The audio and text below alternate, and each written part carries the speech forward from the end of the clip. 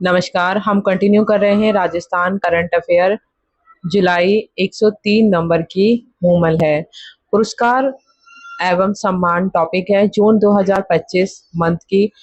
Cues है कि केंद्रीय साहित्य अकादमी ने 2025 के युवा और बाल साहित्य पुरस्कारों की घोषणा 18 जून 2025 को की, जिसमें हिंदी भाषा का युवा पुरस्कार प्रदान किया जाएगा पार्वती तिर्की को। युवा पुरस्कार हिंदी में पार्वती तिर्की कविता है। कविता का संग्रह फिर उगना, अंग्रेजी आदित्य कोटरी, उपन्यास Siddhartha the boy who became the Buddha, Rajasthan Poonam Chand Godara Antas Re आंगणे। बाल साहित्य पुरस्कार हिंदी में सुशील शुक्ल को 1/12 के लिए, राजस्थानी भाषा में भोंगीलाल पोटीदार पखेरु नी पीड़ा। क्यूज है 9 से 10 जून 2025 को राष्ट्रीय ई शासन पुरस्कार 2025 22वें के अंतर्गत डिजिटल नवाचार के लिए स्वर्ण पुरस्कार किस पंचायत को प्रदान किया गया? वो है रोहिणी ग्राम पंचायत, धुले, महाराष्ट्र। 28वां राष्ट्रीय ई गवर्नर सम्मेलन 9 से 10 जून 2025 को विशाखापट्टनम में आयोजित हुआ। 19 परियोजनाओं की 6 श्रेणियों में डिजिटल गवर्नेंस पुरस्कार प्रदान किए गए। एक विशेष श्रेणी ग्राम पंचायतों या समक्ष पारंपरिक स्थानीय निकायों में सेवा वितरण को विस्तृत बनाने के लिए जमीनी स्तर की पहल नामक एक नई पुरस्कार श्रेणी शुरू की गई है। इस श्रेणी का उद्देश्य प्रभावी, पारदर्शी और नागरिक केंद्रीय सेवा वितरण के माध्यम से जीवन को सुगम बनाने और जीवन की गुणवत्ता में सुधार करने में ग्राम पंचायतों की भूमिका को मान्यता देना है। ब्लॉक, जिला, राज्य और राष्ट्रीय स्तर पर 26 राज्यों और केंद्र शासित प्रदेशों में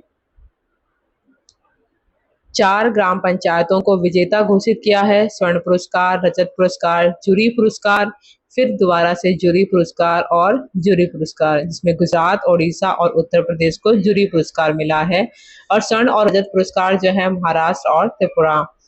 क्यूज है कि किस भारतीय एनिमेशन फिल्म को फ्रांस का एनिमेशन फेस्टिवल 2025 जूरी पुरस्कार प्रदान किया गया है? देसी ऊन। 18 जून 2025 को प्रसिद्ध एनिमेशन फिल्म निर्माता श्री सुरेश एरियात की फिल्म देसी ऊन ने फ्रांस के एनिसी इंटरनेशनल एनिमेशन फेस्टिवल 2025 में सर्वश्रेष्ठ कमीशन फिल्म के लिए जूरी पुरस्कार जीतकर भारतीय एनिमेशन को अंतर्राष्ट्रीय स्तर पर ख्याति दिलाई है। देसी ऊन को हाल ही में क्रिएट इन इंडिया चैलेंज के तहत भारत के अग्रणी एनिमेशन और डिजाइन मान्यता platform waves award of excellence 2025 में सर्वश्रेष्ठ फिल्म का खिताब दिया गया। इस सम्मान के अलावा फिल्म को फिल्म क्राफ्ट लॉयंस श्रेणी में कान लॉयंस 2025 में शॉर्टलिस्ट किया गया है। नेक्स्ट क्यूज है कि डिजिटल भुगतान और वित्तीय समावेशन में उत्कृष्ट योगदान के लिए वित्त मंत्रालय का 2024-25 का डिजिटल भुगतान पुरस्कार किसे प्रदान किया गया है? India post payment bank.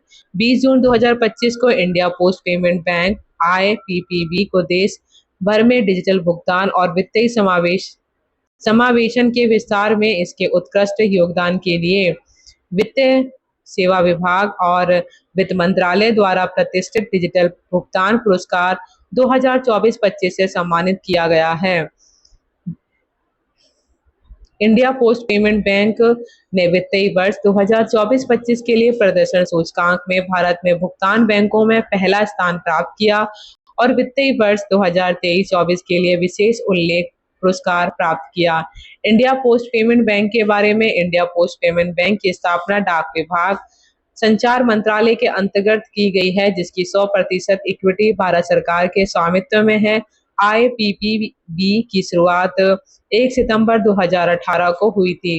श्रीमंत शंकरदेव पुरस्कार 12 जून 2025 को प्रसिद्ध भारतीय शास्त्रीय नृत्यांगना डॉक्टर सोनल मानसिंह को श्रीमंत शंकरदेव पुरस्कार से सम्मानित किया गया और पद्म विभूषण से सम्मानित और पूर्व राज्यसभा सदस्य डॉक्टर सोनल मानसिंह लंबे समय से भारतीय शास्त्रीय नृत्य में अग्रणी व्यक्तित्व रही हैं। नेक्स्ट मंथ की मई 2025 की पुरस्कार एवं सम्मान हम कंटिन्यू कर रहे हैं। क्यूज है कि 21 मई 2025 को किस भारतीय लेखिका को अंतर्राष्ट्रीय बुकर पुरस्कार 2025 प्रदान किया गया है? वो है बानू मुश्ताक। भारतीय लेखिका बानू मुश्ताक को उनकी कन्नड़ कहानी संग्रह हार्ट लैम्प के लिए वर्ष 2025 का प्रतिष्ठित बुनकर पुरस्कार प्रदान किया गया है। यह पहली बार है जब कन्नड़ भाषा में लिखी किसी किताब को बुकर प्राइज मिला है। पुरस्कार राशि 50,000 पाउंड। इससे पूर्व भारतीय मूल के 6 लेखकों को यह पुरस्कार मिल चुका है। बीएस नायपॉल, सलमान रश्दी, अरुंधति रॉय, किरण देसाई, अरविंद अडिगा, गीतांजलि श्री, दीपा भास्ती ने इस किताब का कन्नड़ से अंग्रेजी में अनुवाद किया था। नेक्स्ट पॉइंट है कि अंतर्राष्ट्रीय बुद्ध शांति पुरस्कार 2025 मई 2025 में मुंबई महाराष्ट्र के प्रसिद्ध सामाजिक कार्यकर्ता और उद्यमी डॉक्टर मुस्तफा यूसुफली गोम को गुवाहाटी असम में मैत्री शांति फाउंडेशन द्वारा अंतर्राष्ट्रीय शांति पुरस्कार 2025 से सम्मानित किया गया। 16 मई 2025 को 58वें ज्ञानपीठ पुरस्कार से किन्हें सम्मानित किया गया है? राम भद्राचार्य और गुलजार। महामहिम राष्ट्रपति श्रीमती द्रौपदी मुर्मू ने 16 मई 2025 नई दिल्ली के विज्ञान भवन में आयोजित एक समारोह में संस्कृत विद्वान जगत गुरु राम भद्राचार्य जो कि 58वें ज्ञानपीठ पुरस्कार से सम्मानित किया। 58वां ज्ञानपीठ पुरस्कार वर्ष 2023 हेतु राम भद्राचार्य के साथ साथ गुलजार उर्दू को भी प्रदान किया गया। 59वां ज्ञानपीठ पुरस्कार 2024 विनोद कुमार शुक्ल को प्रदान किया जाएगा। नोट: मालती ज्ञानपीठ पुरस्कार समारोह का आयोजन 29 मई 2025 को नई दिल्ली में संपन्न हुआ। इस समारोह में अंबाला की साइंस टीचर ज्योति जिंदल को शिक्षा के क्षेत्र में उत्कृष्ट योगदान देने के लिए उपराष्ट्रपति जगदीप धनखड़ के हाथों मालती ज्ञानपीठ पुरस्कार से नवाजा गया है। नेक्स्ट पॉइंट है कि पुलित्जर पुरस्कार 2025 वर्ष 2025 के पुलित्जर पुरस्कार कुल 23 श्रेणियों में दिए गए, जिसमें पत्रकारिता की 15 श्रेणियां और पुस्तक, नाटक, संगीत आदि की 8 श्रेणियां शामिल हैं। विजेताओं की सूची: कथा साहित्य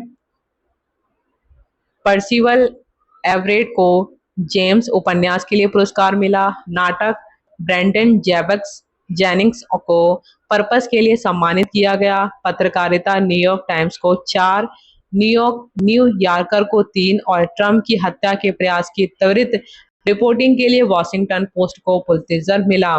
पब्लिक सर्विस कविता सोना, लिजी प्रेसर, कैसेंड्रा जारामिलो और स्टेसी कैंट्रेज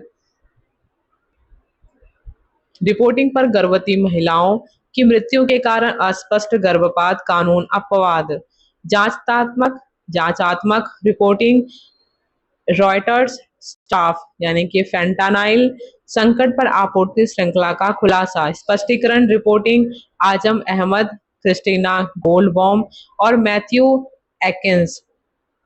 स्थानीय रिपोर्टिंग अलीसा जू, निक थीम और जेसिका गेलाघर। राष्ट्रीय reporting wall street journal staff जो कि एनएल मस्क पर रिपोर्टिंग और अंतरराष्ट्रीय रिपोर्टिंग डेक्लन वॉल्स और एनवाईटी स्टाफ। नेक्स्ट पॉइंट है कि 78वां कान फिल्म महोत्सव।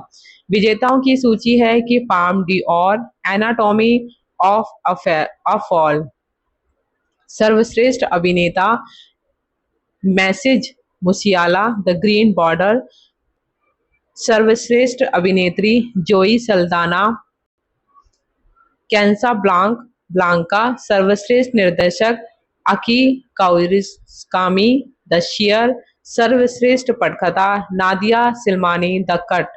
जूरी पुरस्कार में एनिमी और 75वीं वर्षगांठ पुरस्कार Robert De Niro. Camera D और आर्मी ऑफ डार्कनेस। यह महोत्सव 13 से 24 मई 2025 तक आयोजित किया गया था। मौनी रॉय ने भारतीय सिनेमा का प्रतिनिधित्व किया। होम बाउंड्स भारत के प्रतिभाशाली निदेशक नीरज धायवान की फिल्में चर्चा में रही। पायल कपाड़िया जूरी सदस्य के लिए शामिल थी। नेक्स्ट पॉइंट है कि नेशनल फ्लोरेंस नाइटिंगेल पुरस्कार। राष्ट्रपति द्रौपदी मुर्मू ने 30 मई 2025 को राष्ट्रपति भवन में आयोजित एक समारोह में 15 उत्कृष्ट नर्सिंग कर्मियों को राष्ट्रीय फ्लोरेंस नाइटिंगेल पुरस्कार 2025 से सम्मानित किया। कुछ प्रमुख नाम: श्रीमती रेबा रानी सरकार, श्रीमती बलवेती सुभावती, श्रीमती सरोज फकीर भाई पटेल और श्रीमती सुजाता अशोक बागुल, मिस डिम्पल अरोड़ा और श्रीमती डोली बिस्वास। नेक्स्ट पॉइंट है पद्म पुरस्कार 2025। राष्ट्रपति श्रीमती द्रौपदी मुर्मू ने 27 मई 2025 को राष्ट्रपति भवन में आयोजित नागरिक अलंकरण समारोह में वर्ष 2025 के लिए पद्म भूषण और पद्मश्री पुरस्कार प्रदान किए। पूर्व मुख्य न्यायाधीश जगदीश सिंह खेर और कुमुदीन रजनीकांत लाखिया को सार्वजनिक मामलों और कला के क्षेत्र में योगदान के लिए पद्म विभूषण से सम्मानित किया गया है। प्रसिद्ध लोक गायिका शारदा सिन्हा को मरणोपरांत सार्वजनिक मामलों और कला के क्षेत्र में योगदान के लिए पद्म विभूषण से सम्मानित किया गया है। प्रसिद्ध लोक गायिका शारदा सिन्हा को मरणोपरांत पद्म विभूषण से सम्मानित किया गया और पद्म भूषण से सम्मानित होने वालों में जतिन गोस्वामी, कैलाश नाथ दीक्षित, साध्वी ऋतभरा शामिल हैं। नेक्स्ट है कि प्रसिद्ध अर्थशास्त्री विवेक देबरॉय को मरणोपरांत यह प्रतिष्ठित पुरस्कार प्रदान किया गया। पद्मश्री से सम्मानित होने वाले में मंदा कृष्ण मडिगा, डॉक्टर नीरजा भट्ला, संत राम देसवाल, सैयद एनुल हसन, प्रशांत प्रकाश और नागेंद्र नाथ रॉय शामिल हैं। जबकि होंग गैंसर और मरणोपरांत कॉलिन गैंसर को संयुक्त रूप से पद्मश्री से सम्मानित किया गया। नेक्स्ट क्यूज है कि 31 मई 2025 को 23वीं मिस वर्ल्ड 2025 का खिताब किसने जीता? Open Sujata, Thailand. हैदराबाद में आयोजित हुई 2025 की मिस वर्ल्ड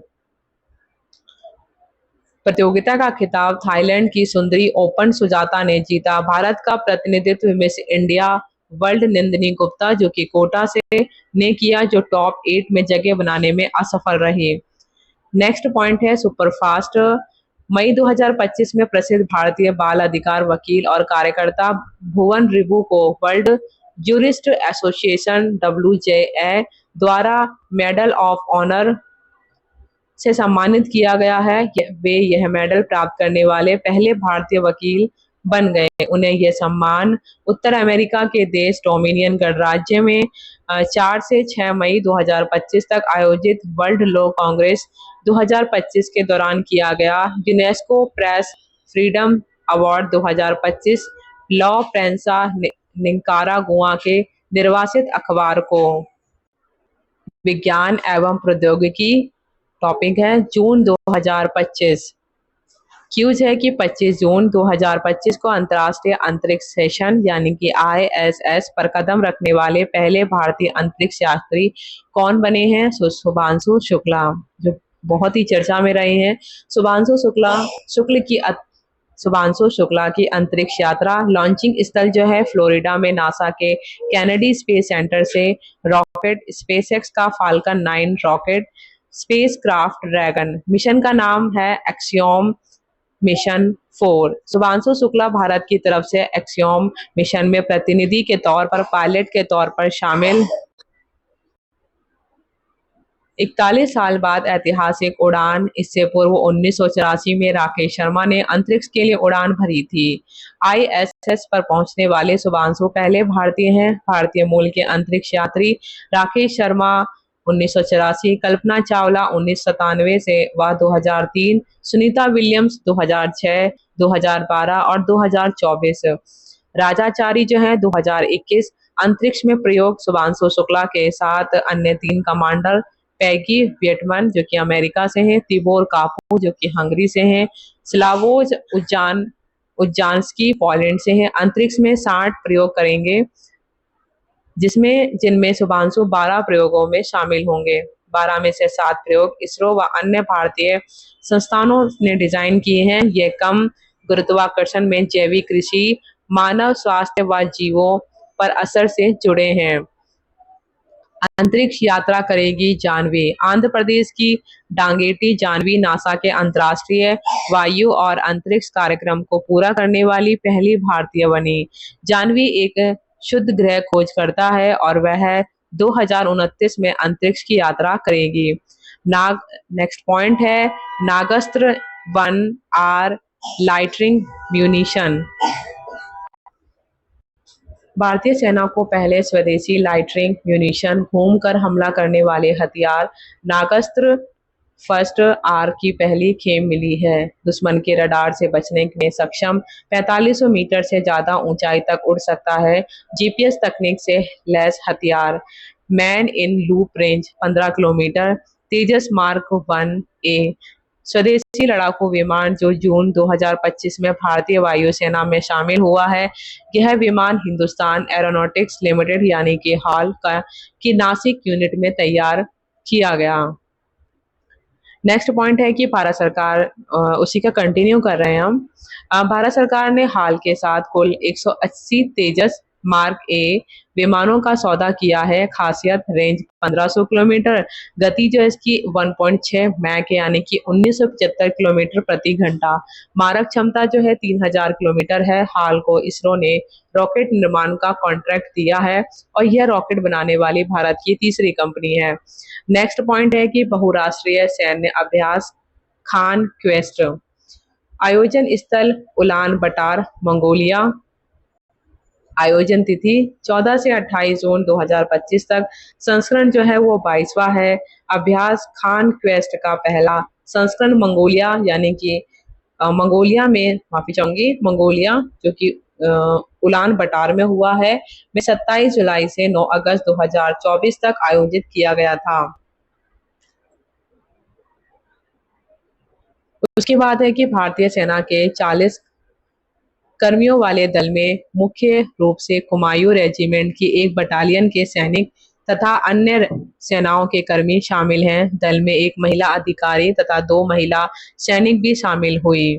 अभ्यास खान क्वेस्ट का उद्देश्य बहुराष्ट्रीय वातावरण में प्रचालन करते हुए भारतीय सशस्त्र बलों को शांति अभियान के लिए तैयार करना है, जिससे संयुक्त राष्ट्र चार्टर के अध्याय 7 के अंतर्गत शांति समर्थन अभियानों में अंतर संचालन और सैन्य तत्परता में वृद्धि हो।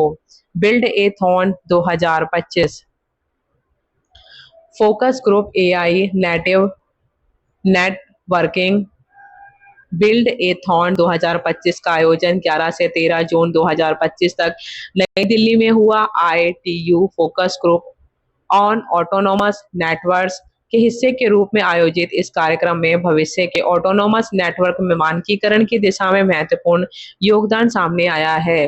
दूरसंचार विभाग की तकनीकी शाखा दूरसंचार इंजीनियरिंग केंद्र और अंतर्राष्ट्रीय दूरसंचार संघ द्वारा संयुक्त रूप से शुरू किया गया बिल्ड ए थॉन FC AINN के उद्देश्यों के साथ एक वैश्विक नवाचार मंच के रूप में कार्य करता है।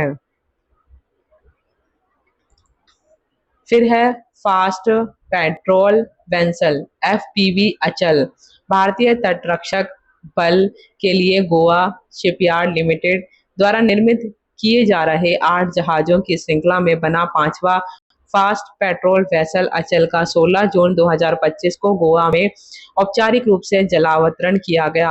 अमेरिकी शिपिंग ब्यूरो और भारतीय शिपिंग रजिस्टर के कड़े दोहरे श्रेणी प्रमाणन के तहत डिजाइन और निर्मित FPV में 60% से अधिक स्वदेशी सामग्री है। पोत की लंबाई 52 मीटर और चौड़ाई 8 मीटर है और इसका विस्थापन 320 टन है। CPP आधारित प्रणोदन प्रणाली द्वारा संचालित यह पोत 27 समुद्री मील की अधिकतम गति तक पहुंच सकता है। नेक्स्ट पॉइंट है भारतीय फ्रांस संयुक्त सैन्य अभ्यास शक्ति। भारतीय सेना ने द्विवार्षिक भारतीय फ्रांस संयुक्त सेना अभ्यास शक्ति के 8वें संस्करण में भाग लिया और यह अभ्यास 18 जून 2025 से 1 जुलाई 2025 तक कैंप लार्जेक या ला कैवेलरी फ्रांस में आयोजित हुआ। नेक्स्ट पॉइंट है युद्धपोत INS अर्नाला पनडुब्बी रोधी युद्ध में इस्तेमाल होने वाला और पनडुब्बियों की खोज और नष्ट करने में सक्षम पहला anti submarine warfare shallow water craft INS Arnala को 18 जून 2025 को विशाखापट्टनम के नौसेना डॉकयार्ड में भारतीय नौसेना में शामिल किया गया। नेक्स्ट पॉइंट है आईएनएस तमाल। भारतीय नौसेना ने 1 जुलाई 2025 को रूस के कैलिनग्राद में अपने नवीनतम विध्वंसक और रडार से बच निकलने में सक्षम बहुउद्देश्य स्टील्थ फ्रिगेट युद्धपोत का जलावतरण किया।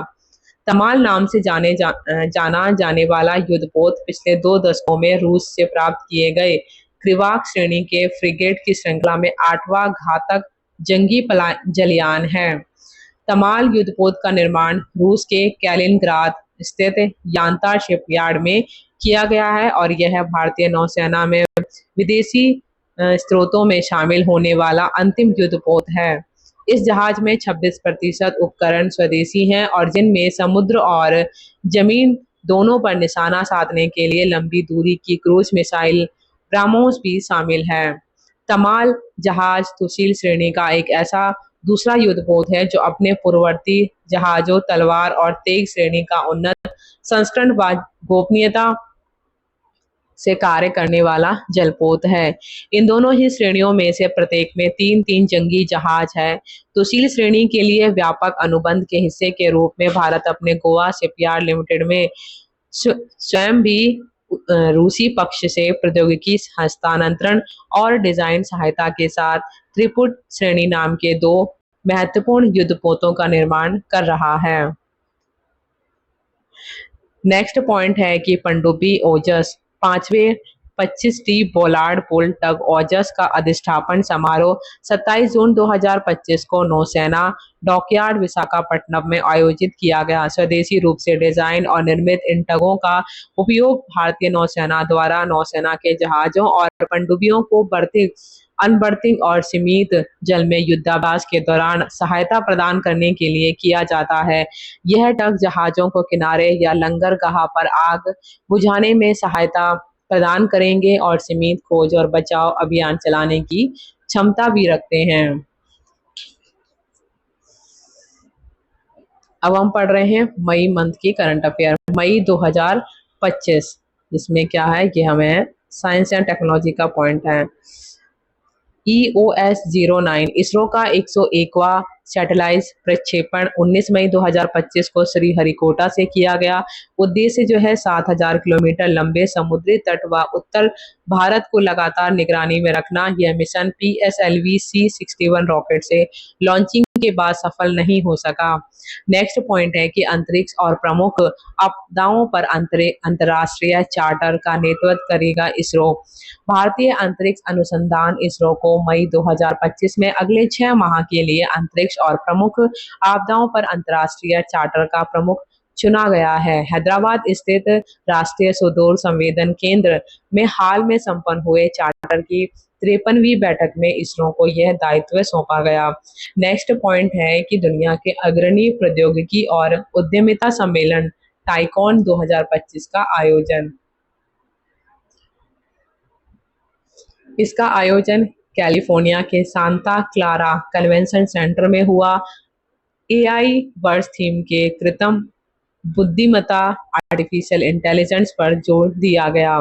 नेक्स्ट पॉइंट है कि DRDO ने स्ट्रेटोस्फेरिक एयरशिप प्लेटफॉर्म का पहला उड़ान परीक्षण किया। रक्षा अनुसंधान एवं विकास संगठन यानी कि DRDO ने 3 मई 2025 को मध्य प्रदेश के श्योपुर परीक्षण स्थल से स्ट्रेटोस्फेरिक और एयरशिप प्लेटफॉर्म की पहली उड़ान का सफलतापूर्वक परीक्षण किया। Aerial delivery research and development establishment Agra द्वारा विकसित इस एयरशिप को करीब 17 किलोमीटर की ऊंचाई पर एक इंस्ट्रूमेंटल पेलोड के साथ लॉन्च किया गया। यह प्रणाली भारत की पृथ्वी के अवलोकन और खुफिया निगरानी और टोही क्षमताओं को अप्रत्याशित रूप से बढ़ाएगी, जिससे देश दुनिया के उन चुनिंदा देशों में शामिल हो जाएगा जिनके पास ऐसी स्वदेशी क्षमताएं हैं। नेक्स्ट पॉइंट है एआई माई नेट्यूरे पहल। अप्रैल 2025 में रोम, इटली स्थित खाद्य और कृषि संगठन में ने वनों, आर्द्रभूमि, घास के मैदानों, समुद्री पारिस्थितिकी तंत्रों और क्षीण कृषि भूमि में पारिस्थितिकी तंत्र बहाली की वैश्विक निगरानी को बढ़ाने के लिए प्रकृति बहाली के लिए अभिनव निगरानी में तेजी लाने एआई माइनेट्यू रे पहल शुरू की। नेक्स्ट पॉइंट है कि राष्ट्रीय प्रौद्योगिकी दिवस 2025 भारत सरकार के विज्ञान और प्रौद्योगिकी विभाग डीएसटी के तहत प्रौद्योगिकी विकास बोर्ड टीडीबी ने राष्ट्रीय प्रौद्योगिकी दिवस 2025 के लिए आधिकारिक थीम यंत्र नई प्रौद्योगिकी अनुसंधान और त्वरण को आगे बढ़ाने के लिए युगांतर का अनावरण किया और 11 मई को राष्ट्रीय प्रौद्योगिकी दिवस के रूप में मनाया जाता है। नेक्स्ट पॉइंट है कि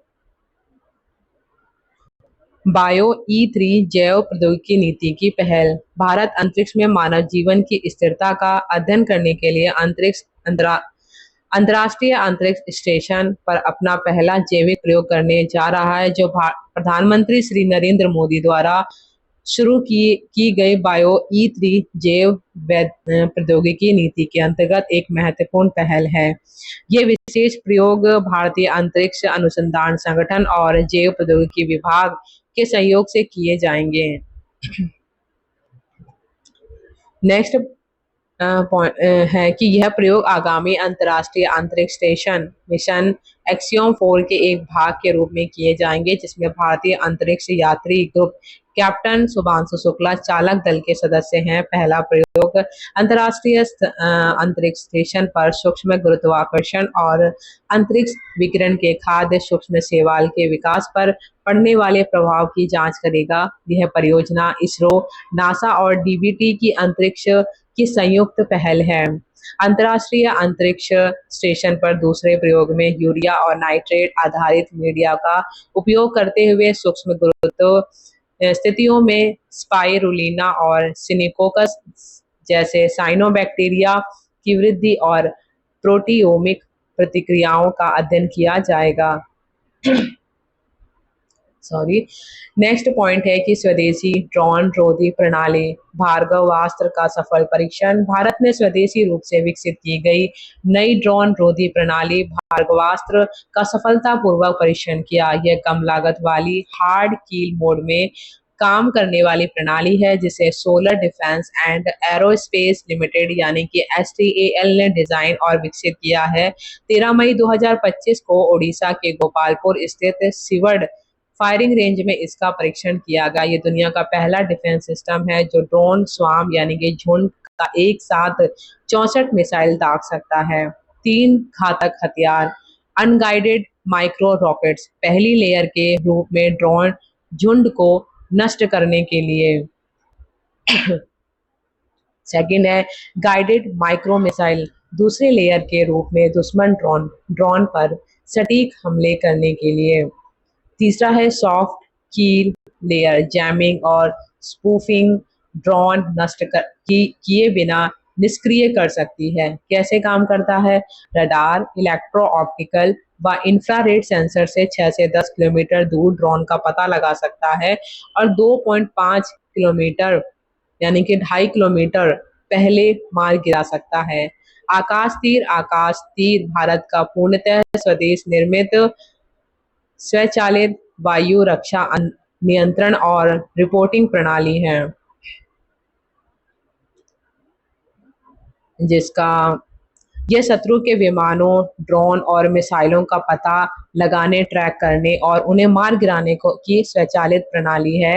ये विभिन्न रडार प्रणालियों, सेंसर और संचार तकनीकों को एकल परिचालन ढांचे में समेकित करता है। आकाश तीर व्यापक C4 ISR प्रणाली का हिस्सा है, जो अन्य प्रणालियों के साथ समन्वय रखते हुए काम करता है। वाहन आधारित होने से यह प्रणाली गतिमान रहती है और शत्रुतापूर्ण माहौल में इसे सुगमता से संचालित किया जा सकता है। नेक्स्ट पॉइंट है कि प्राचीन शिला जहाज यानी कि INSV कौंडिन्य के रूप में भारतीय नौसेना में शामिल। भारतीय नौसेना ने 21 मई 2025 को करवार स्थित नौसेना बेस में आयोजित एक औपचारिक समारोह में प्राचीन सिले हुए जहाज को बेड़े में शामिल किया और औपचारिक रूप से आईएनएसवी कौंडकीय नाम दिया। आईएनएसवी कौंडकीय एक सिला हुआ पाल वाला जहाज है जो अजंता की गुफाओं की पेंटिंग में दर्शाए गए 5वीं शताब्दी के जहाज पर आधारित है। इस जहाज का निर्माण मास्टर शिपराइट श्री बाबू शंकरन के नेतृत्व में हुआ। इस जहाज को फरवरी 2025 में गोवा में लॉन्च किया गया था और कौंडिन्य एक महान भारतीय नाविक थे जिन्होंने हिंद महासागर को पार करके दक्षिण पूर्व एशिया की यात्रा की थी। उन्हीं के नाम पर जहाज का नाम रखा गया। नेक्स्ट पॉइंट है कि क्वांटम प्रौद्योगिकी अनुसंधान केंद्र QTRC रक्षा अनुसंधान एवं विकास संगठन यानी कि DRDO ने 27 मई 2025 को दिल्ली के मैडकॉफ हाउस में क्वांटम प्रौद्योगिकी अनुसंधान केंद्र का उद्घाटन किया और इसका उद्देश्य सामरिक और रक्षा एप्लीकेशंस के लिए स्वदेशी क्वांटम क्षमताओं को और मजबूत करना है। नेक्स्ट पॉइंट है कि नोमैडिक एलिफेंट अभ्यास। भारत मंगोलिया संयुक्त सैन्य अभ्यास नोमैडिक एलिफेंट के 17वें संस्करण का आयोजन 31 मई से 13 जून 2025 तक उलान बटार अमेरिका में आयोजित किया जाएगा। नोमैडिक एलिफेंट अभ्यास भारत और मंगोलिया में बारी बारी से आयोजित किया जाने वाला एक वार्षिक कार्यक्रम है। इसी अभ्यास का अंतिम संस्करण जुलाई 2024 में उमरोई मेघालय में आयोजित किया गया था। नेक्स्ट पॉइंट है कि राहत अभ्यास 7 स्पीयर कोर के तहत भारतीय सेना के इंजीनियरों ने राष्ट्रीय आपदा राहत बल के सहयोग से नागालैंड के दीमापुर में रंगा पहाड़ सैन्य स्टेशन पर 13 से 15 मई 2025 तक राहत अभ्यास का आयोजन किया। इस द्विपक्षीय अभ्यास का विचार आपदा राहत कार्यों की तत्परता और दक्षता को बढ़ाने के एकमात्र दृष्टिकोण के साथ तैयार किया गया था। खासकर मानसून के मौसम के दौरान भारत की पहली जिन संपादित भीड़ जो है कश्मीर के शोधकर्ताओं ने ICAR द्वारा वित्त पोषित एक परियोजना के तहत क्रिस्पर Cas9 तकनीक का उपयोग करके भारत की पहली जिन संपादित भीड़ की सफलतापूर्वक विकसित किया है। उन्होंने स्थानीय मेरिनो भेड़ में मायोस्टैटिन जीन को संपादित किया जिससे यूरोपीय टैक्सेल भेड़ की तरह ही मांसपेशियों का द्रव्यमान 30% तक बढ़ गया। इसमें कोई विदेशी DNA नहीं है जिससे यह गैर ट्रांसजेनिक बन गया है। डॉक्टर रियाज उस टीम के प्रमुख भी थे जिन्होंने 2012 में भारत की पहली क्लोन पश्मीना बकरी यानी कि नूरी बनाई थी। नूरी का 2023 में निधन हो गया था।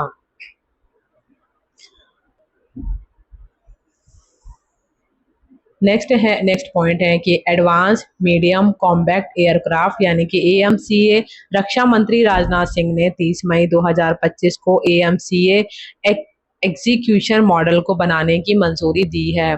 यह 5वीं पीढ़ी के लड़ाकू विमान का नाम है जो भारत में ही विकसित किया जा रहा है। AMCA का प्रोटोटाइप 2028 तक तैयार होने की उम्मीद है और उत्पादन 2035 तक शुरू होने की संभावना है। यह स्टेल्थ तकनीक, उन्नत सेंसर और डेटा फ्यूजन और सुपर क्रूज क्षमताओं से लैस होगा। सरकार ने विमान के निर्माण में निजी कंपनियों को शामिल करने के लिए एक इंस्ट्रूमेंट ऑफ इंटरेस्ट जारी किया है। अब है सुपरफास्ट। विज्ञान और प्रौद्योगिकी विभाग के एक स्वायत्त संस्थान centre for nano and soft matter sciences Bengaluru के वैज्ञानिकों ने एक अगली पीढ़ी का उपकरण विकसित किया है जो जीवाश्म ईंधन या महंगे संसाधनों पर निर्भर किए बिना केवल सौर ऊर्जा और पृथ्वी पर प्रचुर मात्रा में मौजूद सामग्रियों का उपयोग करके पानी के अणुओं के विभाजन द्वारा हरित हाइड्रोजन का उत्पादन करता है। मई 2025 में छत्तीसगढ़ के मुख्यमंत्री विष्णुदेव साई ने छत्तीसगढ़ के नवा रायपुर में भारत के पहले आर्टिफिशियल इंटेलिजेंस आधारित डेटा सेंटर पार्क की आधारशिला रखी और इस परियोजना को इंदौर, मध्य प्रदेश स्थित rack bank data centre private limited द्वारा विकसित और संचालित किया जाना है। नेक्स्ट पॉइंट है कि वैश्विक अंतरिक्ष अन्वेषण शिखर सम्मेलन क्लैक्स 2025 7 से 9 मई 2025 को नई दिल्ली में आयोजित किया गया। अब हम नेक्स्ट टॉपिक पढ़ते हैं जो कि है आर्थिक गतिविधियां। बात आती है पैसों की। मंथ है जून 2025 का। क्यूज है कि अंतर्राष्ट्रीय श्रम संगठन ILO द्वारा 11 जून 2025 को जारी की गई रिपोर्ट के मुताबिक वर्ष 2025 में देश में कितने फीसदी आबादी सामाजिक सुरक्षा दायरे में आ चुकी है, तो वह 64.3%। अंतर्राष्ट्रीय श्रम संगठन की रिपोर्ट 2025 भारत में 95 करोड़ को किसी न किसी रूप में सामाजिक सुरक्षा योजना का लाभ मिल रहा है। वर्ष 2025 में यह आबादी का 64.3% हिस्सा है। एक दशक पूर्व यह आंकड़ा 19% पर था, अर्थात 10 वर्षों में सामाजिक सुरक्षा योजनाओं की पहुंच में 45% की वृद्धि दर्ज की गई है। इस मामले में भारत का चीन के बाद दूसरा स्थान है। बेरोजगारी दर भारत में बेरोजगारी 2017-18 के लिए, ये तो हमारे लिए बहुत इंपॉर्टेंट बढ़ जाता है। बेरोजगारी दर देश में बेरोजगारी 2017-18 के 6% से घटकर वर्ष 2023-24 में 3.2% रह गई है। महिला कार्यबल में भागीदारी 22% से बढ़कर 40.3% हो गई है। कहाँ है वो, सिर्फ डेटा में है। अपने आकलन में ILO ने केंद्र व राज्य सरकारों की 31 योजनाओं के आंकड़े शामिल किए, जिनमें 24 योजनाएं पेंशन से जुड़ी है। इनमें अटल पेंशन, किसान सम्मान निधि, मनरेगा, जननी सुरक्षा और PM पोषण योजना का महत्वपूर्ण योगदान है। नेक्स्ट क्यूज है कि संयुक्त राष्ट्र जनसंख्या कोष यानी कि UNFPA की विश्व जनसंख्या स्थिति रिपोर्ट 2025 के अनुसार भारत की आबादी का आकलन कितना है, वो है 146.39 करोड़।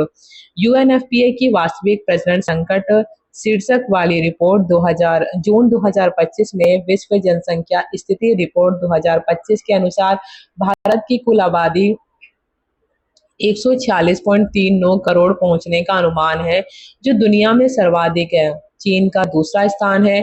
उच्च प्रजनन दर वाले राज्य बिहार है, झारखंड और फिर उत्तर प्रदेश है।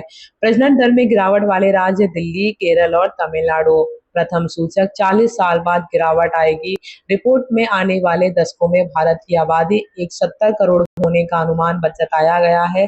40 साल बाद इसमें गिरावट शुरू होगी। प्रजनन दर घट रही है। भारत में कुल प्रजनन दर 1.9 बच्चे प्रति महिला हो गई है, जो रिप्लेसमेंट लेवल 2.1 से नीचे है। इसका अर्थ है कि औसत भारतीय महिलाएं अब उतने बच्चे नहीं पैदा कर रही हैं, जिससे आबादी बिना माइग्रेशन की अगली पीढ़ी में स्थिर रह सके। 68% आबादी कामकाजी 68% आबादी कामकाजी उम्र, जो कि 15 से 64 वर्ष की है। 14 वर्ष तक के बच्चों की जनसंख्या 24% है और 10 से 19 वर्ष वालों की जनसंख्या 17% और 10 से 24 की 26% है। बुजुर्ग 65 और अधिक उम्र की आबादी सिर्फ 7% है। यह ऐसा आंकड़ा है जिसके जीवन प्रत्याशा में सुधार के साथ बढ़ने की उम्मीद है। जीवन प्रत्याशा 2025 तक जीवन प्रत्याशा पुरुषों के लिए 71 वर्ष और महिलाओं के लिए 74 वर्ष होने का अनुमान है। निष्कर्ष क्या है कि भारत को मध्यम आय वाले देश समूह में रखा गया है, जो तेजी से जनसांख्यिकीय परिवर्तन से गुजर रहे हैं और यहाँ जनसंख्या दोगुनी होने में 79 वर्ष का समय लगने का अनुमान है। नेक्स्ट क्यूज है कि नेशनल सैंपल सर्वे ऑफिस यानी कि NSSO द्वारा जारी की गई PLFS 2023-24 रिपोर्ट के अनुसार भारत का सर्वाधिक साक्षरता दर वाला राज्य है मिजोरम, जो कि है 98.2%। भारत में 7 वर्ष और उससे अधिक आयु के लोगों की कुल साक्षरता दर 80.9% दर्ज की गई है। 5 वर्ष और उससे अधिक के लोगों के लिए यह 79.7% है। रिपोर्ट के अनुसार मिजोरम की साक्षरता दर सर्वाधिक 98.2% रही, जबकि बिहार 74.3% साक्षरता दर के साथ सूची में सबसे निचले पायदान पर रहा। देश के शहरी क्षेत्रों की साक्षरता दर यानी कि 7 आयु वर्ग 88.9%, जबकि ग्रामीण क्षेत्रों में यह केवल 77.5% है। पुरुषों की साक्षरता दर 87.2% है, जबकि महिलाओं की साक्षरता दर 74.6% ही रह गई, जो कि साक्षरता दर में 12.6 के लैंगिक अंतर को दर्शाती है। ग्रामीण क्षेत्रों में यह अंतर शहरी क्षेत्रों की तुलना में और भी अधिक हो जाता है। हम सर्वाधिक साक्षर और न्यूनतम साक्षर का डेटा देखते हैं। राज्य 5 प्लस आयु, 7 प्लस आयु, राज्य 5 प्लस आयु और 7 प्लस आयु। मिजोरम जो है वो 5 प्लस आयु में 97.7 है, 7 प्लस आयु में 98.2 है। लक्षद्वीप 97.3 है, 96.4% है।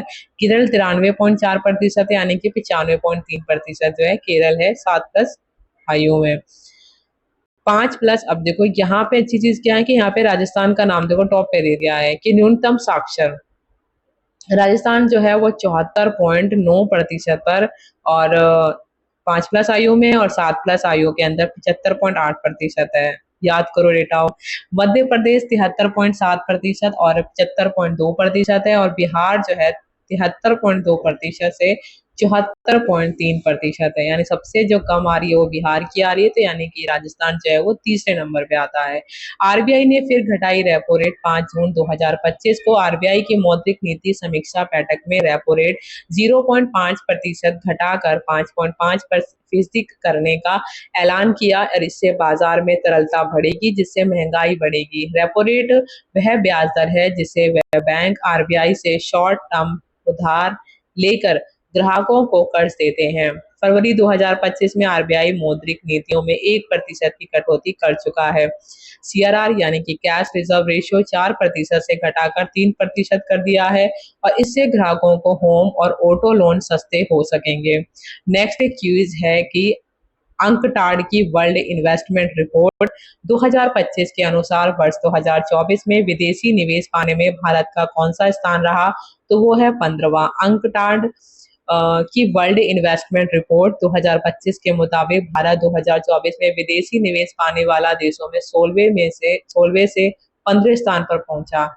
भारत में 27.6 बिलियन डॉलर का निवेश आया, और दक्षिण एशिया में सबसे ज्यादा एफडीआई पाने वाला देश बना है।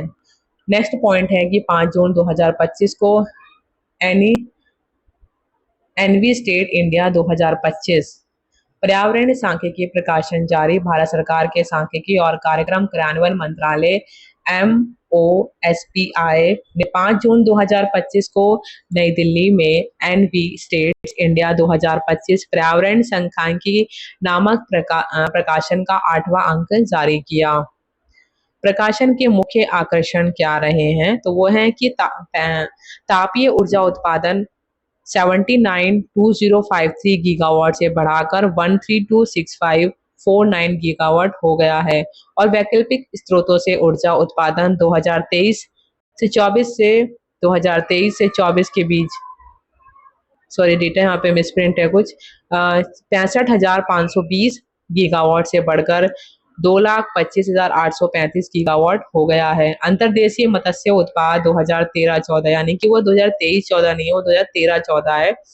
2013-14 से 2023-24 के बीच 61.36 लाख टन से बढ़कर 139.07 लाख टन हो गया है मत्स्य उत्पाद। औसत वार्षिक तापमान 2001 में 25.05 डिग्री सेंटीग्रेड से बढ़कर 2024 में 25.74 डिग्री सेंटीग्रेड हो गया।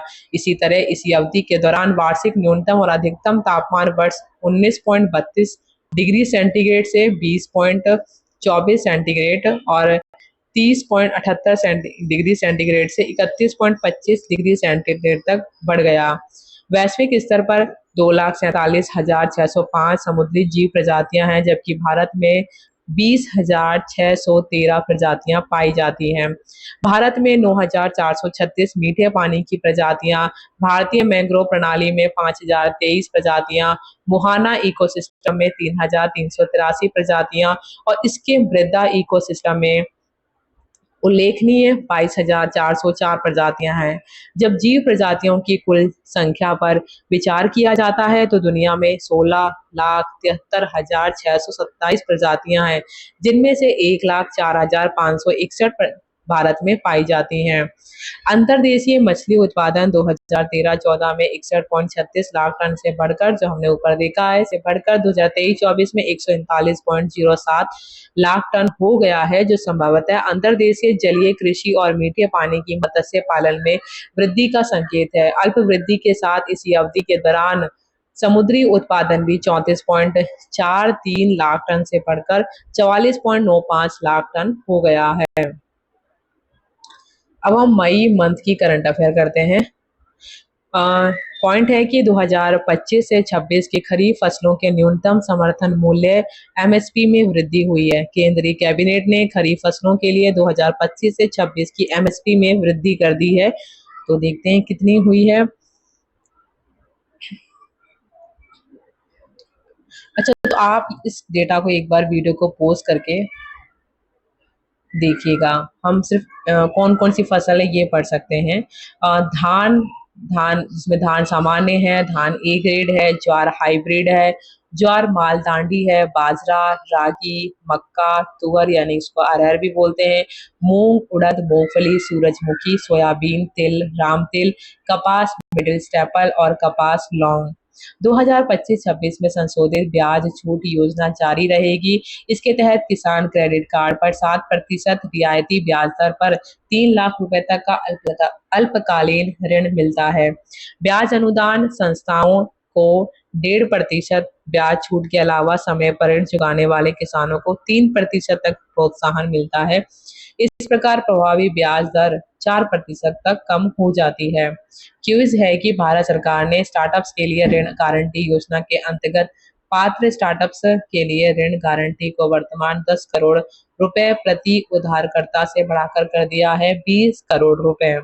स्टार्टअप लोन पर ऋण गारंटी 10 करोड़ रुपए से बढ़ाकर 20 करोड़ रुपए कर दी गई है।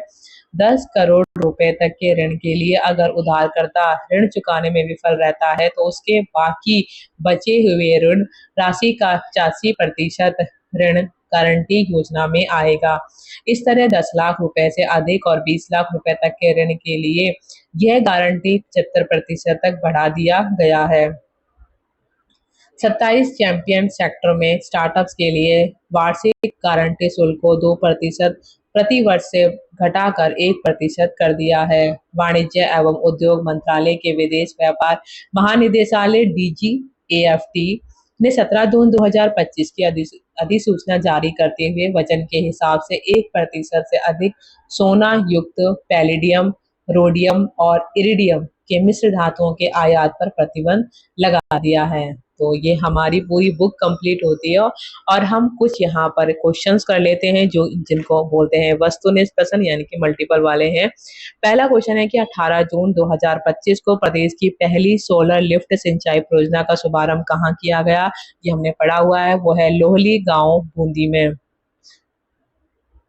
किस अवधि में वंदे गंगा जल संरक्षण जल अभियान 2025 चलाया गया है? तो वो 5 जून से 20 जून 2025 है। राजस्थान में रामसर स्थलों की कुल जनसंख्या वर्तमान में कितनी है?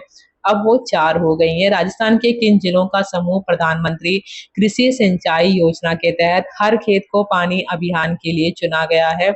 कोटा, बूंदी और टोंक है। केंद्र सरकार ने कितने मेगावाट क्षमता के बैटरी स्टोरेज राजस्थान को आवंटित किए हैं? तो वह है 4000 मेगावाट। साहित्य अकादमी द्वारा वर्ष 2025 के युवा और बाल साहित्य पुरस्कार क्रमशः से प्रदेश के किन साहित्यकारों को सम्मानित किया जाएगा? पूनम चंद गोदारा और भोगीलाल पाटीदार को। अंतर्राष्ट्रीय वायु परिवहन संघ यानी कि IATA की 81वीं वार्षिक बैठक 2025 में कहाँ आयोजित हुई? नई दिल्ली में। भारत का पहला ध्रुवीय अनुसंधान पोत PRV किसके सहयोग से बनने जा रहा है? तो वो है नॉर्वे। हाल ही में किस शहर में लेवेंडर महोत्सव 2025 का आयोजन हुआ है? तो वह है भद्रवाह। 2025 में मरुस्थलीकरण और सूखे से निपटने पर राष्ट्रीय कार्यशाला किस शहर में आयोजित हुई है? तो वो है जोधपुर में। भारत की नई जनगणना 2027 में कितने चरणों में कराई जाएगी? 2। राष्ट्रीय ई शासन पुरस्कार 2025 में स्वर्ण पुरस्कार किस ग्राम पंचायत को मिला? तो वो है रोहिणी, महाराष्ट्र में। 2025 में grand cross of the order of Makarios third सम्मान किस देश ने प्रधानमंत्री नरेंद्र मोदी को प्रदान किया है? वो है साइप्रस। बिग कैट अलायंस की पहली बैठक कहाँ आयोजित हुई? नई दिल्ली में। नोमैडिक एलिफेंट भारत मंगोलिया संयुक्त सैन्य अभ्यास का 17वां संस्करण कब संपन्न हुआ? 13 जून 2025 को। एनिस एनवी स्टेट इंडिया 2025 प्रकाशन किस मंत्रालय द्वारा जारी किया गया? सांख्यिकी एवं कार्यक्रम कार्यान्वयन मंत्रालय। भारत के पहले अंतरिक्ष यात्री जो आईएसएस पर पहुंचे हैं वो हैं शुभांशु शुक्ला। तो हमारी जुलाई की मूमल करंट अफेयर 130 नंबर का जो अंक है वो कंप्लीट होती है। आप इसको एक बार रिवाइज कीजिएगा। धन्यवाद।